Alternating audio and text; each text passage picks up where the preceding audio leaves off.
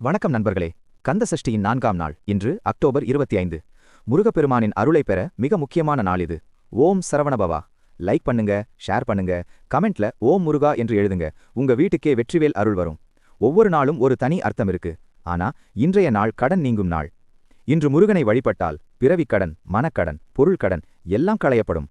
வெறும் நம்பிக்கை இல்லை, அனுபவிக்க முடியற ஆசி இது. இன்று வீட்டிலோ கோவிலிலோ ஷட்கோணம் வடிவிலான கோலம் போட்டு 4 விளக்கு ஏற்றுங்க. ஒளி கொடுக்கிற ஒவ்வொரு விளக்கும் ஒரு கடன் நீக்கும் ஒளியா மாறும். பூஜைக்கு பிரசாதமாக புதினா சாதம் வையுங்க. மனமும் சுவையும் நிறைந்த புதினா சாதம் முருகனுக்கு பிடிச்சது. இன்றைய நாள் 4 உயிர்களுக்கு போஜனம் வைப்பது மிகப்பெரிய புண்ணியம். அது கடனை குறைக்கிற ஆழமான வழி. மாடுக்கு கீரை, பழம், வெல்லம் கொடுக்குங்க. அது மகாலட்சுமி வடிவம்தான். கொடுக்கிற ஒவ்வொரு கைப்பிடியும் வளத்தை கூட்டும். நாய்க்கு சிறிது உணவு வையுங்க. அது காவல் தெய்வம் மாதிரி, மனத்தில் கருணை பெருகும்.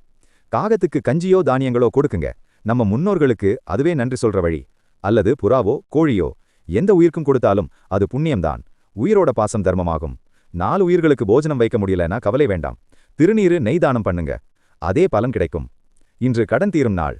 முருகனிடம் ஒளியேற்றி மனமாற வேண்டுங்க. எல்லா தடைகளும் அகலும். ஓம் சரவணபவா.